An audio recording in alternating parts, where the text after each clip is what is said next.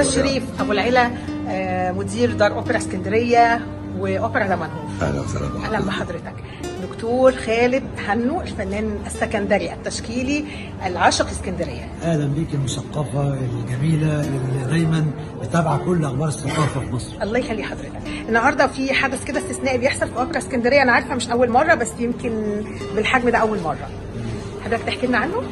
طبعا كنت اتشرفت ان انا قدمت بليغ حمدي وسيد درويش وهم متعلقين في الهول الرئيسي في الاوبرا، والحقيقه انا فكرت ان اهدي عمل مهم ومحب ليا جدا اللي هو عبد الحليم حافظ، من اجمل الاعمال اللي انا بحبها، لكن انا حسيت انه يعني بلاش طمع وخلي جمهوري كمان يستمتع زي ما انا شايفها قدامي في البيت مستمتع، وخصوصا اني حاجه كل ما اشتاق حاجه اشوفها يعني. ففكرت ان انا فعلا اهدي العمل ده لدار الاوبرا، وكل الشكر والتقدير للاستاذ شريف. استقبلنا استقبال حافل وجميل. شرف انا افعل ذلك، حضرتك صاحب فضل ربنا عز وجل. انسان يعني محترم وانسان يعني مثقف، واستقبل الموضوع بشكل جميل جدا جدا جدا. استاذ شريف، حضرتك اول ما عرفت ان دكتور خالد عايز يهدي دار اوبرا اسكندريه لوحه من اللوحات، تمام، تصرفت تصرف سريع جدا. والله انا اولا دكتور خالد ده اسم مشهور قوي في عالم الفن، ثانيا دي مش اول مره يهدينا ويتفضل علينا بفضل الله عز وجل ويدينا عمل من اعماله. احنا عندنا بليغ حمدي وعندنا سيد درويش على مدخل الرئيسي في مسرح سيد درويش للاهل الاسكندريه بين المثقف الفنان السكندري، فلما يبقى بيجيب عبد الحليم ده حاجه بالنسبه لنا تعودنا عليها، ده احنا مستنيين تاني من دكتور خالد هنو، وانا جاهز لينا عظيم الشرف. نشكرك بعد ان تفضل علينا الاستاذ الدكتور خالد داغر بالموافقه.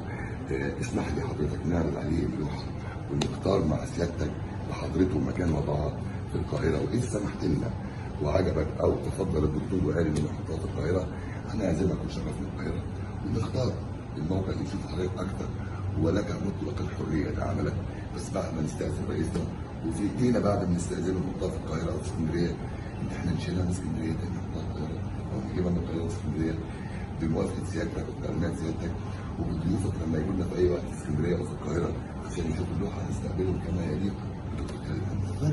شكرا جزيلا. انا متشكر على الكرم الكبير ده، وهو يعني شيء مش غريب على اهل الاوبرا. الاستاذ خالد داغر او الدكتور خالد داغر وحضرتك، اللوحه بقت امانه. نعم، وهي اللوحه لها كمان الشهاده بتاعتها الاصليه في خلفها. تتصرفوا فيها كيفما يحلو لكم، واكيد انتوا هتختاروا لنا المكان المناسب لسببين. السبب الاول عبد الحليم ما ينفعش يتحط في اي مكان. طبعا السبب الثاني خالد هنو. لا ابدا، السبب الثاني ان انتوا ناس ذواقه وان انتوا ناس مش عشان خالد هنو. شكرا جزيلا لحضرتك. ميرسي مدام منى. لا شكرا، ودي دعوه لكل محب بقى لبلده مش اسكندريه بس، يعني ان هو يساهم مساهمات فعاله زي ما دكتور خالد كده، يعني يحاول انه يعمل حاجه جميله لمصر. شكرا يا فندم، شكرا لحضراتكم. ميرسي يا فندم، شكرا.